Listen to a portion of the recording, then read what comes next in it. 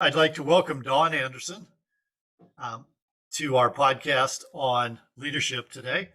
Dawn, greetings. Hi, Tom. Nice to see you. Nice to see you too. If you would, just talk a little bit about your career and what that career has looked like. Okay. Well, I think primarily my job has been in public health and public safety in one form or another, from lead poisoning prevention, outreach, um, outreach and coordination with um, health inspections to kitchens, food and safety and people safety for the New England Culinary Institute, then back again to the Department of Health. I mostly worked for the state of Vermont at the Department of Health. So back again to the Department of Health for a vital record. So I jumped around a little bit. And I was actually a supervisor in that position. And then on to working as a trainer for the 911 organization in Vermont. So I trained the 911 call takers, and that's where I was when I retired. So Okay. I've had a lot of jobs where I feel like I pointed fingers at people and said, don't do it that way. Wait, you're going to get hurt if you do that. Yep. Well, So that gives you some very interesting vantage points then. I hope so. Yes, probably, possibly, yeah. Possibly. So Yeah.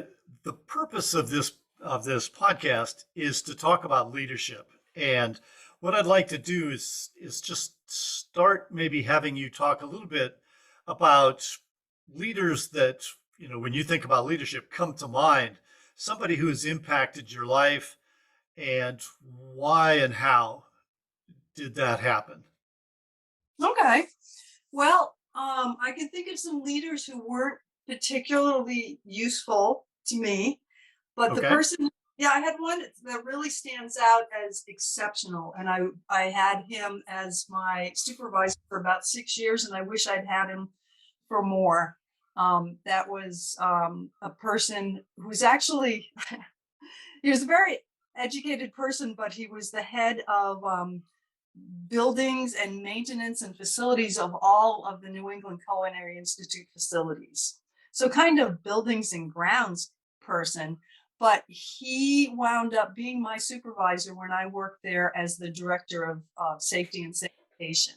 He Mm-hmm. kind of got me for that position. And he was the most lovely person just in general, but he also was a person who was very fair, very respectful, and he really let me do my job, which I appreciated Mm-hmm. because I knew what I had to do, and I didn't need someone hovering, and he didn't hover, but he was always available if I had questions, if I needed guidance, if I needed resources, if I needed some connections to other people. Anything I needed, he'd be available for. And it, he's just my shining star as a wonderful leader to be working with. He Mm-hmm. was very positive, very encouraging, would guide me as I needed, as he saw fit. And um, he didn't talk down to me, which honestly, Tom, as a woman, I've experienced this a lot with other people and mainly men who Mm-hmm. just either don't listen or don't care or talk over or what have you.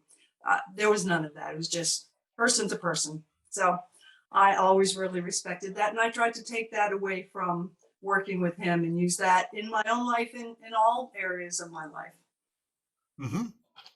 So he had a positive approach to things. That was one of the qualities that you really appreciated. Mm-hmm. He listened well, He did. and he spoke with you as an intelligent, well trained professional, not as somebody that he talked down to. So he Mm-hmm. talked to you, you know, you were reporting to him, so maybe not quite as an equal, but an equal in terms of your position as a person. Yes, Yeah. exactly. Yeah. Okay. So when you think about other qualities of leadership that Mhm. he brought to the table, that he expressed in one way or another, what else strikes you as you think back on him? Um, well, he was fair. He was open-minded. He was willing to listen to ideas, even if they seemed like they were, out in left field somewhere. He was willing to entertain things that maybe weren't the regular way, the traditional way things had been done. So that was something I really appreciated. And Hmm. he worked well with everybody. I mean, there were all kinds of people that he worked with. He worked with professional architects. He was designing buildings and kitchens and such, and he worked with architects, and he also worked with um, the people who came in at night and cleaned the kitchen. And he was fair and respectful to every one of them. Hmm. So that was really nice. Yeah, that's a really powerful quality, isn't it? Hmm. Yep. Yeah. So when you look at yourself, especially in the last few positions you were in before you retired, Mhm. how did you see yourself as a leader, and what did you believe that you brought to the leadership table? Oh, wow. It was more of a challenge when I was in my last position. And interestingly enough, I think I had a woman as a manager. And Okay. sh- she was, um, she also, she was a person I respected as far as, I mean, she was the head of the agency that I was working for. And as far as her capabilities, they were really exceptional. She did not like to handle personnel. And she said that. And if Hmm. there were any challenges that teammates had, she didn't want any part of it. So she'd just say, work it out, figure it out yourselves. Not helpful. Really wasn't helpful. Sometimes, I mean, sometimes, sure. But sometimes there were just things that needed a moderator. Hmm. And she did not do that. So even though I saw her work with politicians and I saw her work with the public and be extremely diplomatic, and I really admired that about her. And I try to um, channel that when I talk to people, channel that kind of diplomacy and kind of less reactive way of being. Um, but that there was that particular thing, and which was really difficult.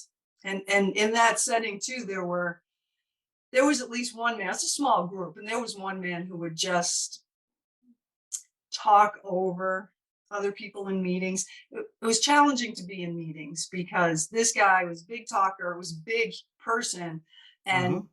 very smart, and he knew a lot. and, and he really talked down to me or talked over me and just didn't listen to me at all. And she let that happen, which Hmm. I appreciated it because sometimes the quiet person in the room was a person who's got a good idea, but it couldn't be expressed. Hmm. So that was unfortunate because yeah, it was unfortunate.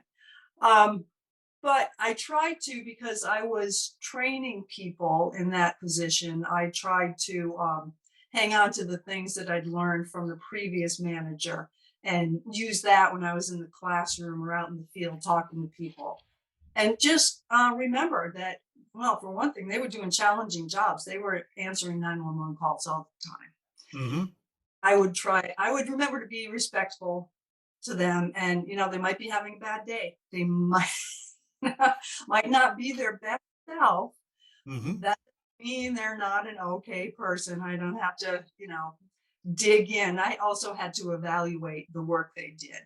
So, I had to keep a lot of things in mind for them as well. Hmm. And I had to let them know that I was keeping those things in mind too. Not just coming in to slap them on the wrist and say, not okay, but to say, what can we do to make it better? What can we do to guide you to doing it the way that it needs to be done? Hmm. More of an educational approach than a punishing approach. And that I took away from Eric too. Hmm. So, Dawn, when you think back to that previous manager, Hmm. um, you framed it in sort of a negative way, that she didn't like to deal with conflict. Mhm. So if we were to flip that around for, and let's say for anybody listening to this podcast, in terms of, well, what is a positive that you feel is important that speaks to that same issue? Oh, well, it if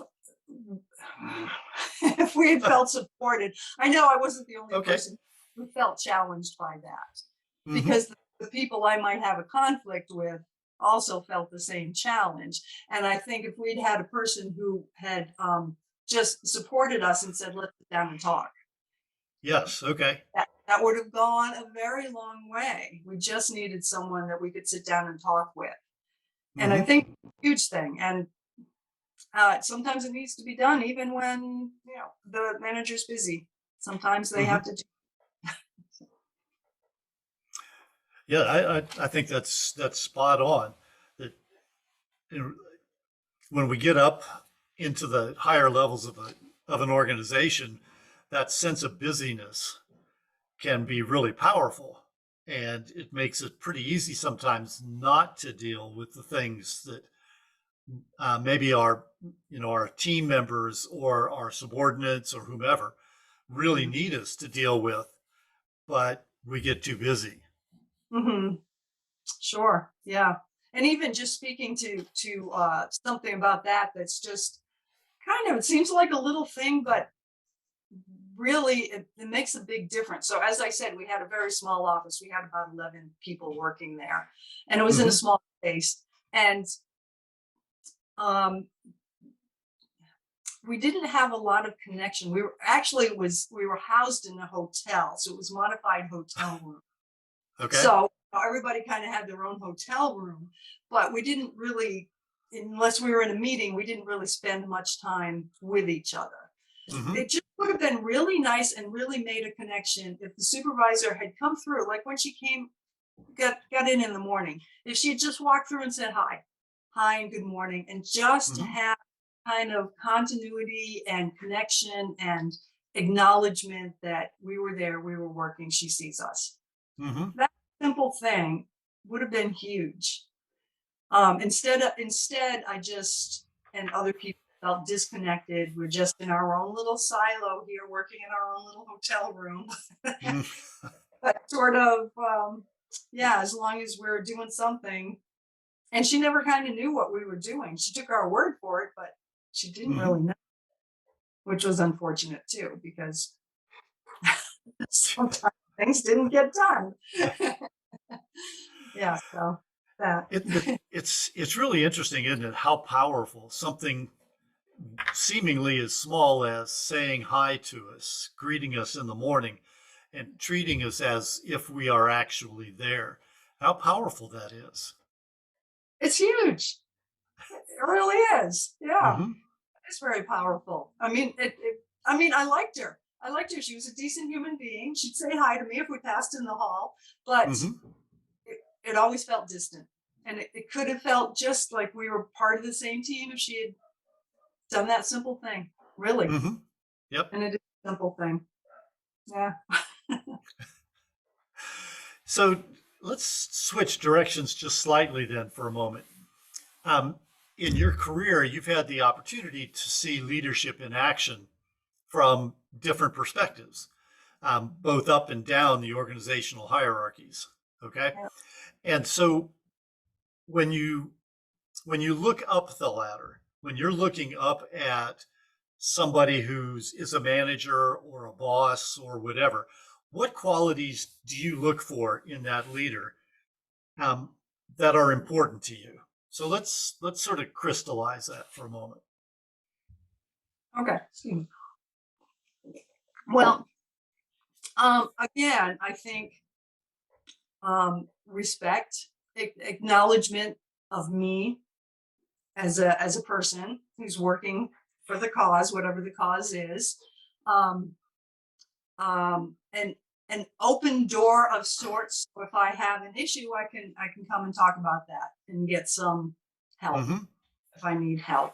Um, I do like to be treated as a human being. So that is really big for me, really, an acknowledgement. And also to be listened to be heard, to also be trusted to do the job that I've Okay. been, because I'm pretty responsible and I always have been very responsible with my work. And I don't need somebody hovering over my shoulder correcting, unless of course I'm not doing it right. But that's a different conversation. But day to day, I mean, just trust that I can do what you hired me to do, and I'll do Mm-hmm. it. And I'll tell you and I'll show you how I've done it. Mm-hmm. But yeah, respect is really a big thing. Yeah. Yeah. So respect, communication, in Mm. terms of some kind of openness, a feeling of accessibility. That was one of the things I heard you say, that accessibility is important to you. Right. And that feeling of trust, that, um, that a superior trusts you to do the job that you were hired to do, and to know that you can do it well. And, when you make a mistake or you don't do it so well, then you can have that conversation. But in Hmm. general, it sounds like one of the things you appreciate is an assumption that you were hired because you have talent. And so it's important for me to trust that talent. Exactly. Yeah. Yeah. And I really appreciate when I hear a manager or anybody. So, for example, I'm in a on a board now for trails in Vermont, and there's a person who's on the board who was a manager also for the state of Vermont for a very long time. And just to hear the way he speaks to people and listens to people is so inspiring to me. He does such a nice job. Everyone is heard, everyone is listened to, everyone gets an acknowledgement of what they contributed. Hmm. And he makes sure that a meeting isn't overpowered, for example, by one loud person who's doing all the talking. Everyone gets a chance. Even if Hmm. they're that moment have something to say, they have an opportunity if they want to say it. He has a nice way of kind of keeping things on an even keel. So, if tempers get flared up or there's some Hmm. disagreement, he's got a nice way of being able to just modulate everybody and come down, settle down, and let's just talk about things. Hmm. I really appreciate that. I like working with him a lot. That's a real talent, isn't it? That ability to modulate emotions when they're going all over the place. It is. Yeah. Hmm. Yeah. I wish I'd learned that. But when I Well, I was a think supervisor, I didn't learn that. well, we all have those elements that we can look back at and say, "Gee, I wish I'd learned that." And it's good to hear that. I'd be better now. Yeah. Yep. So when you look at the hierarchy from the opposite perspective, and you look at people who maybe report to you or Mhm. report up to people, and you're looking at this from the perspective of qualities and characteristics of leadership. What do you feel is important or critical for success, for a leader when you're looking at it from below going up? Anything different? Same thing? A lot of the same kinds of things. I mean, I want people to feel that they're respected and that they will be heard. And I want them to be comfortable, physically comfortable, is, if at all Hmm. possible, is a nice thing that goes a long way. Um, I want them to feel like I want them to know that they're contributing, if in fact Okay. they are.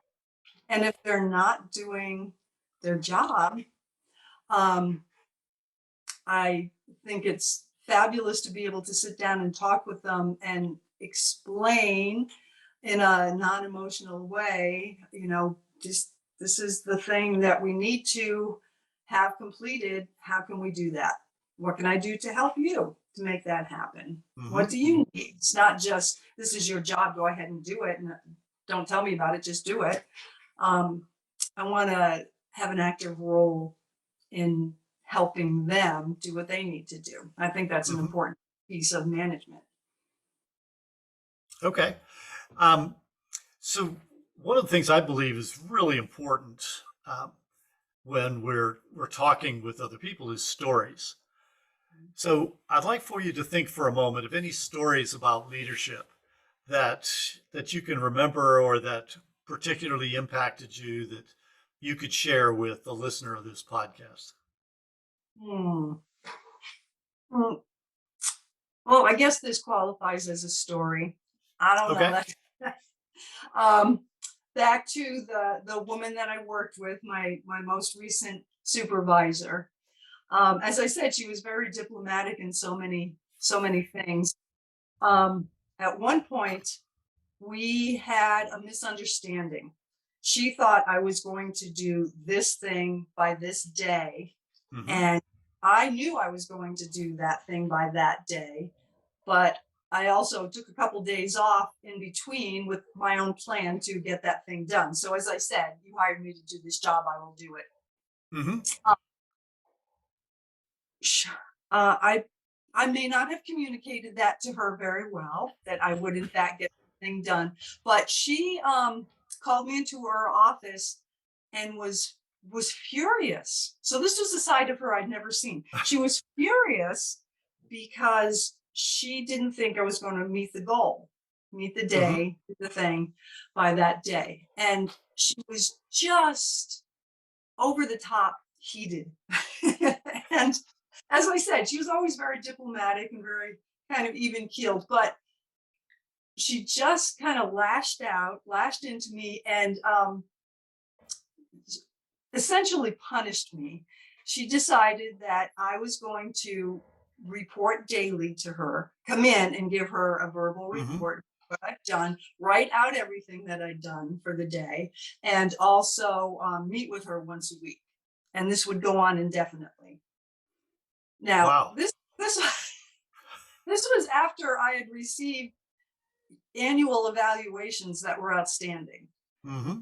and all of a sudden it's I what?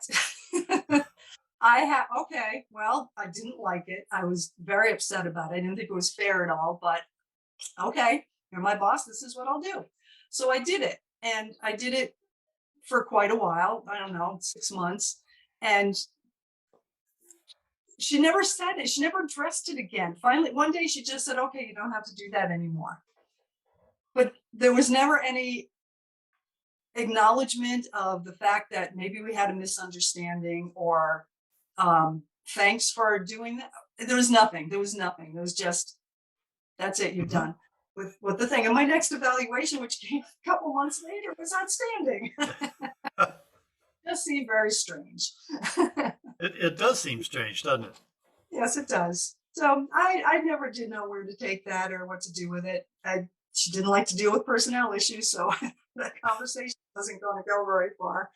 But yeah, it just did throw me for a big loop, and I never trusted her after that, Hmm. which was disappointing. Oh, I can imagine. Yes.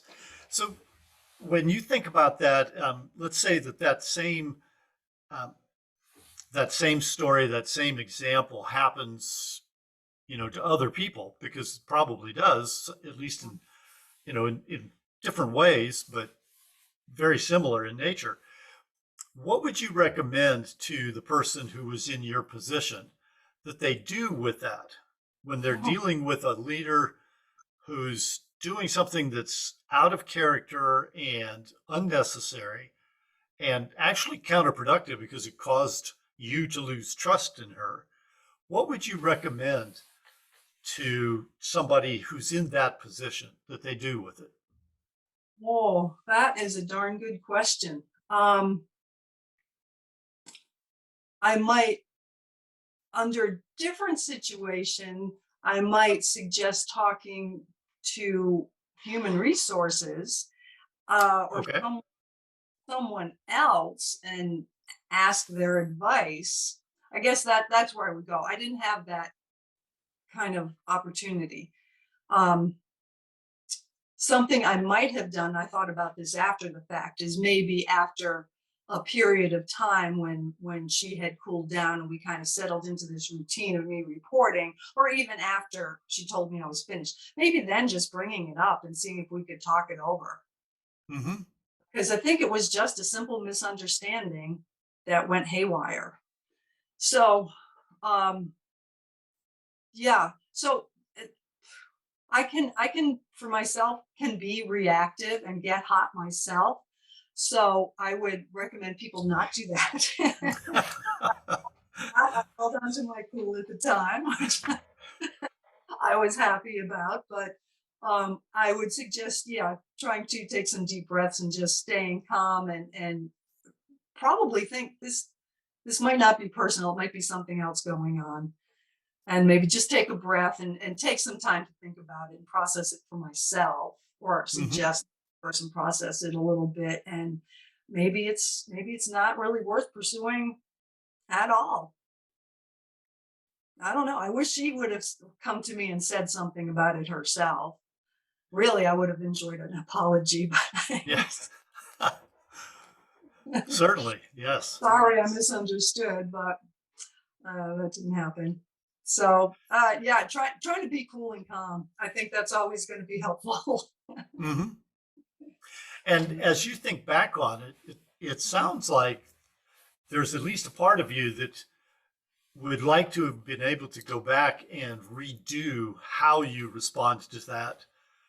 Maybe not that same day, but at some point in the either the not so distant future or maybe even a little farther into the future to get that understood better and maybe even to change. Is that correct? That's true. Yes, that would have been good if I had been able to do that. Would have been good for me if I had been able to do that. And I Hmm. opted not to pursue it. Yeah. So, um, so for somebody listening to this podcast, what skill do you think it would take for them to be able to do what you just described? Oh, geez. Well, I think being clear-headed and not emotional, kind of being able to take yourself out of it and just approach the other party and just say let's see if we can talk about it. Hmm. I That don't know. takes a lot of, well, that takes a lot of courage, doesn't it? It does, yes. And I admit Yeah. I did not. Yeah. Well, and in addition to courage, it takes a strong sense of self Yeah, because that's a risky proposition to come back to a superior and address something that you felt either didn't go well or wasn't right or that it was a misunderstanding. yeah. That's a hard thing to do. But again, that's what this podcast is about is exploring what are the elements of leadership that can be helpful to us.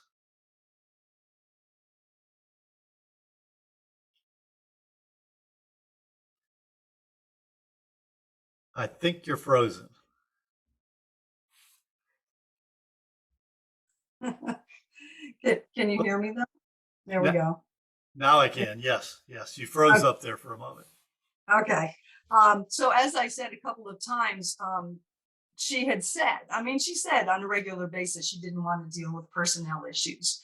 If Hmm. I had felt that she'd be open to a discussion, that would have been Hmm. helpful. I felt like it just wouldn't go anywhere. That I Hmm. could kind of talk and I wouldn't have any satisfaction because she would Yeah. just kind of shut down and say, Not talking about it," which is what she did when we had some team issues. "Not talking about it, you figure it out." Hmm. So I feel like it wouldn't have gone anywhere. I think maybe in my in my younger days, maybe I might have pursued that more and insisted on talking about it. Hmm. I don't know. I don't know if the fact that, this is going to be the last job that I had before I retired and I wasn't in there for much longer. It wasn't worth particular angst for me to go through Hmm. it, and especially just to be not heard. I Yeah. really don't like to be not. So that, yeah, yeah, I don't know. Yep. Well, that's a really interesting story, and I think it sheds light on some parts of leadership that we don't often talk about. So I really appreciate you sharing that.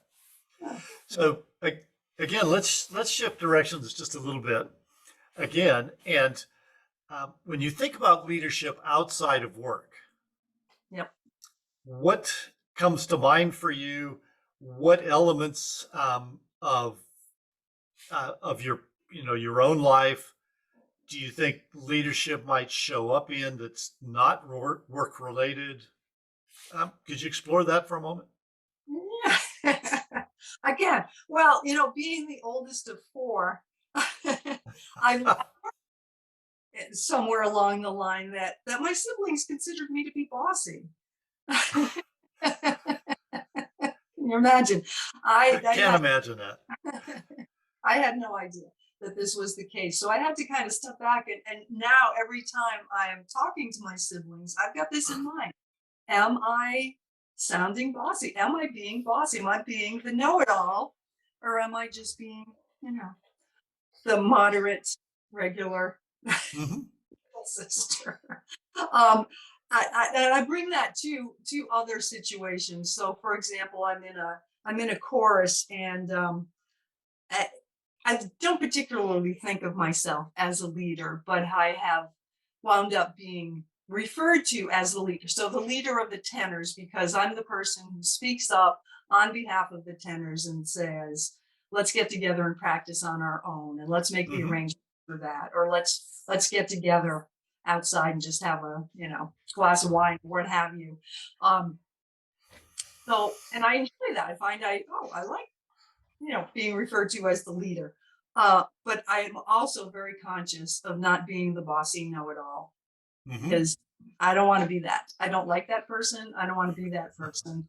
I just want to, I'm happy to help. I'm happy to support, happy to guide, happy to lend a hand, happy to offer my opinion if someone wants it. But Hmm.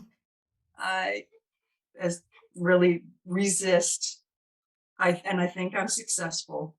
Not being the bossy know-it-all. I've just joined this board of this trails committee that is very new to me. So it's been 2 months, and I just sort of dropped in from out of the blue. So here I am now that I'm retired, and I'm voluntarily doing committee meetings. And I realized the first meeting I was in, I had a lot to say. I had a lot to say.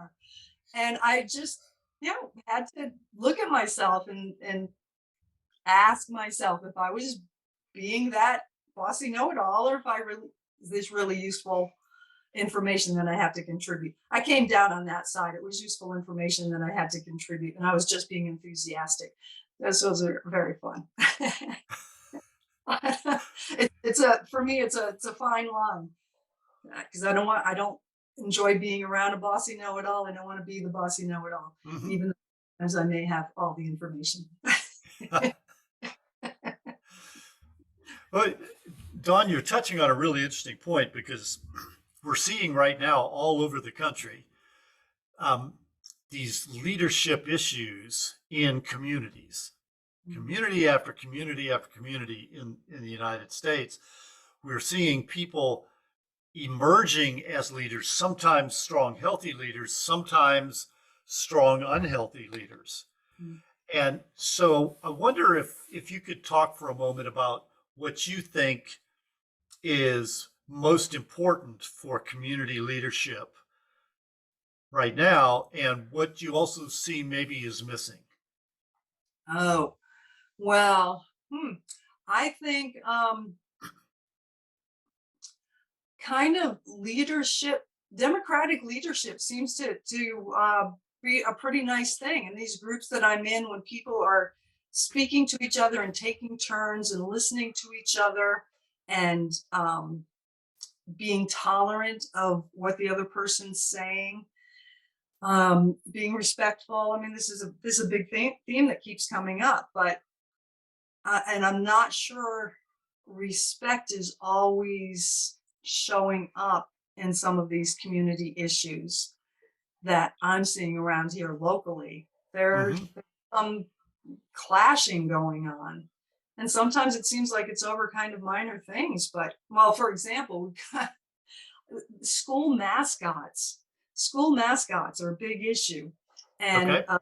a town on the other side of the state had uh what are they? I think they were the Redskins. Okay. And a bunch of people said that's not okay. We're not going to be that. That's not appropriate. Hmm. And so they went through, I mean, they had town votes and they had committee meetings and school meetings and town meetings, and they came up with the Ravens. They're going to be called the Ravens from now on. Okay. Well, people went wild because they disagreed with that. They didn't want to be called the Ravens. They wanted to stick with their original name and just keep doing that, even though it was offensive and not nice to other people. They wanted to stick with it. They were furious, furious, and they actually went back. They went back to the original thing. So the people who were the most angry are the ones who got the final result that they wanted. Yes, yes, yeah. So, like the squeaky wheel gets the grease. I think that is true in a lot of situations. Hmm. Now, the more So noise you make, yeah, the mm, more noise you make, the more likely you are perhaps to get what you want. So what do you think is missing then in leadership? mm. Well, I don't know how. I think really the ability to hear all sides, but also sometimes somebody has to come down and say, I think, say this is the way it's going to be, even if this, I don't know, this, I haven't thought this through. This is the way it's going to be, even if this group doesn't particularly like it. We have to make a decision, and it has to be fair and equitable and be humane. And, Hmm. you know, sometimes someone has to say, this is it. But how do you say, well, it's the good person who does what I want them to do, who's saying this is, then what about the other people? I don't Yeah. really know. But So I'm wondering as I listen to you talk about that, if it might not be important for somebody in that situation to be able to stand up and say, look, this is wrong. mm, It hurts people. Even if you don't believe that it does, it's still wrong. mm, And I wonder if you think that's even possible given our climate right now. I don't think it would go anywhere.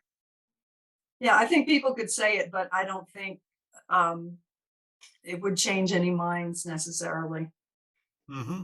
Yeah, because in this example, that's what they were saying. And it just, I don't know, this climate. I don't know. I'm thinking about, I know as I'm talking about this, just someone get up and say this is wrong. I'm thinking about discipline for children. And I remember when my oldest granddaughter was about to be born, and her mom asked me what I thought was an important thing for a child. And I said, discipline. They have to know what their boundaries are. Hmm. I'm mixing my stories here, but they have to know what their boundaries are. They need to know. They need to have you say, yes, this is right. No, this is wrong. And I kind of think this is carrying over to that nobody, I mean, people are not accepting this is wrong, even when it's wrong and it's blatantly wrong. Hmm. They can just override because they're louder and meaner or But what. that sounds to me like a failure of leadership because it strikes me that in that kind of scenario, that a good, strong, healthy leader is going to say, look, I understand your passion. I understand how angry you are about this. It's still wrong. And no, we're not going to go back to that. Hmm. What do you think about that? Whew. Well, I would love that to be the case. Yeah. Oh, well, I think that's important and a necessary thing for people to do. Stand up and Hmm. be loud and be heard and hold their ground. Uh, and isn't that what all sides of everybody who's clashing right now is doing, kind of the same That thing? is, that's right. Yes. It's I don't know what that answer is. I wish I had it. You know, somebody said don't storm the Capitol building, but that happens.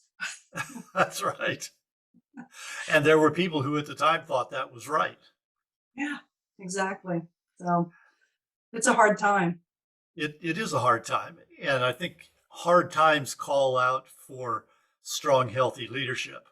And so just taking the time to think about this and examine it, talk about it, Mm. can be a good thing.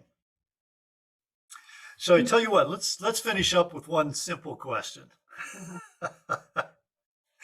And that is, if you had one message to pass on to the leaders, the young leaders of today, what would that message be? Oh, I would encourage them to um, work on good communication. Really, good communication, I think, is critical for all relationships. And just keep it going, keep it open, listen to the people around you. Uh, don't merely let the words flow by, but actually listen to them Hmm. and encourage a respectful environment. I think Okay. that's a long way for everything. And I I think, if I could say, stand on the side that's right and hold your ground and speak about that, I'd encourage that too. Yeah, uh, that's what I'd say. Yeah. Well, Yeah. good messages for the leaders of today and tomorrow. I hope. Yeah. Well, Well, thanks. Don, I want to thank you for taking the time to have this conversation. I really appreciate it. And I think you've shared some really powerful um, issues and items with our listeners. So thank you again for taking the time to do this. I'm glad to do it, Tom. Thanks. Thanks for Yeah, you're asking me. welcome. Oh, you're welcome. My pleasure. All right.